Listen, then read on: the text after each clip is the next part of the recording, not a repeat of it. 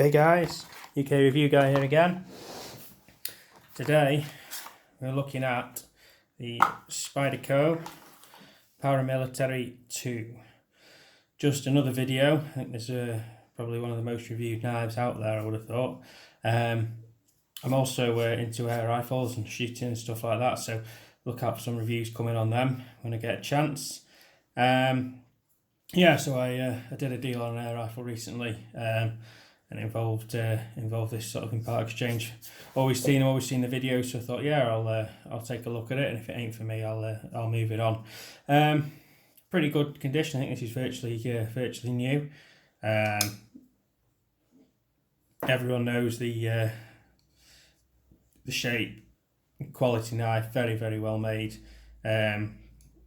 Locking knife, so obviously UK wise for us guys, it's not something you're going to be able to put it in your pocket and walk around unless you've got a good reason, and I wouldn't imagine most people have got a good reason to carry this, unless you're in work and you're opening bags and boxes and I don't know, cement, things like that, rope.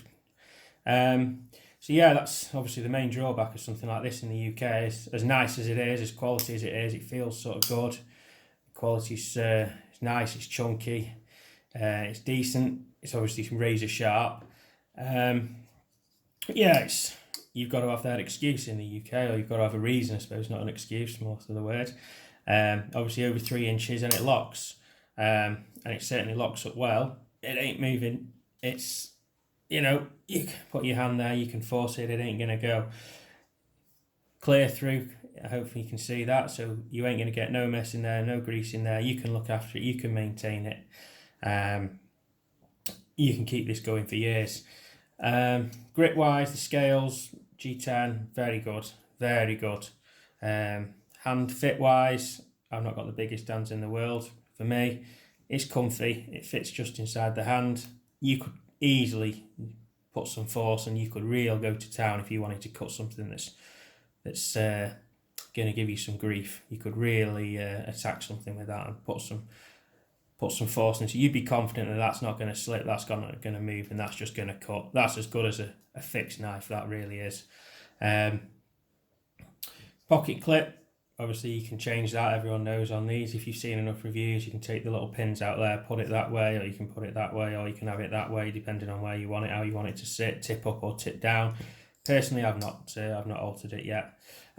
Flicks out nice, locks up nice. One-handed opening. That click, it really does feel like it's clicking home when it clicks. It really does lock up nice. Very nice thing, very nice knife. Size comparison wise, I'm going to use the trusty iPhone charger again. Definitely heavier, considerably heavier. If you had this in your pocket all day, you would know you had this in your pocket all day.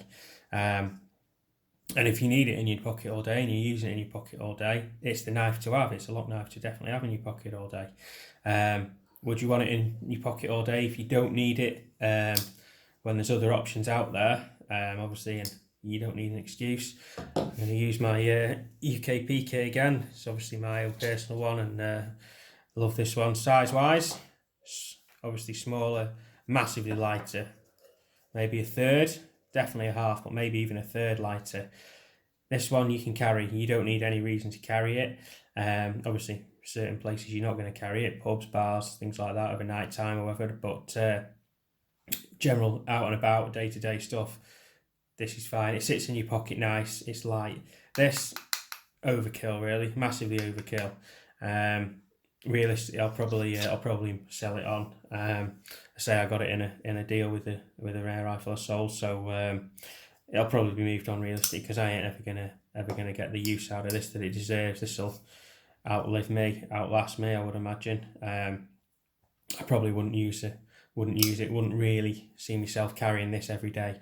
The only thing I could possibly say is I'd take it and use it in work, where I do use a knife on a regular basis in my day-to-day job, but I personally use one of these, the Milwaukee Fastback.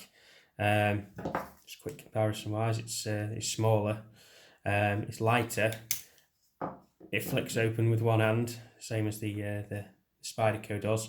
But if I want to change the blade, because I've ruined it or wrecked it or done whatever, I've abused it, I can press the little button here, whiz it out, put a new blade in, back in, close it up, done, back in my pocket. It won't open, its lock's open. May do a separate review on them at a later stage. But these are about 10 quid, 12 quid. How they do it for that, it's the best utility knife I've seen. Obviously you haven't got to worry about sharpening knives, sharpening blades, getting angles right. You just throw it in the bin and you get a new one. Obviously a sharp spin, you dispose of it carefully. But yeah, so this kind of gone off side topic really, but this is the EKP kit. Yeah, the PM2, beautiful knife, real nice knife. If you want one of these and you know you're going to use one of these, yeah, you're going to struggle to beat something for this size out there. Price wise, obviously they ain't cheap. It's certainly not cheap. But if you can justify it to yourself and you're going to use it on a regular basis, then yeah, hey, go for it. Give it the old paper test, as everyone likes to say. Wow, that's yeah, that's nice. That's I could do that all day, I should imagine. S110 steel, it's gonna last years. Well, say years, that's obviously an overstatement. Depends on what you're doing with it, I suppose. It's certainly going to last you weeks at a time. Again, depends on how much you're going to use it. If it was hiking or camping or something like that, yeah, maybe I'll keep it for that. Maybe I'll keep it for the camping bag or the hiking bag or the off-road biking bag. But for everyday carry, for work every day, it's I don't know, it's a bit rich really, especially if you've got the money to throw at things like that. But for what these cost, I don't think I'd certainly want it in my pocket every day, getting worn and getting damaged, getting abused. It's a thing of, well, quality, beauty really. It's one to cherish, I suppose, rather than abuse. They are obviously made for the abuse and stuff like that. But yeah, the good knife, very good knife. Lock up on it, very, very firm. Opens so smooth, it drops shut. And the advantage, obviously, of this over other lock knives and things are my fingers are behind the blade. There's no fingers anywhere near the blade. It closes up, nice, real nice. Opens real nice. Still a little bit stiff compared to some of the videos you see, but maybe that's just because it's brand new. Maybe it needs a drop of oil, or maybe it just needs wearing in a little bit. But as I say, it's recently acquired by myself. I'm not sure whether or not I'll keep it. I'll have to have a bit of a think on that one, how much I'm going to use it for, how much it costs really. I suppose how much you get for a second hand also to consider. Yeah, it's there's a lot of reviews out there on this one. This is just my take. Lovely, lovely knife. But is it for everyday carry in the UK? Certainly not. There's almost as many benefits as there are for this in the UK. There's probably as many cons. The weight, the legality of it, and the price, I suppose. I don't know whether or not it's cheaper for people in the US or other countries, but obviously in the UK I think these are around about 200 quid, something like that. So for what you think you can buy for that, you can buy probably a lot of knife and have a lot of change with it. Well, it's horses for courses. You pay your money, you take your choice. If that's the kind of thing you're after, that's the kind of thing you're after. Obviously you get the box, the warranty with this. I think the warranty's void, obviously, on any Spyderco should you start messing with it, taking it apart. But I can't see why you're going to have to.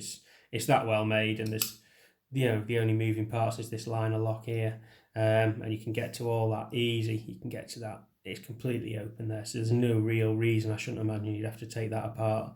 Maybe you're going to get a bit of I don't know, bit of mess or crud or pocket fluff or dirt or dust in this bit here. Depends on what you're using it for, I suppose, and maybe you're going to have to take it apart and then you risk your warranty, I suppose, if you go down that point. But I can't see there being that much to it realistically.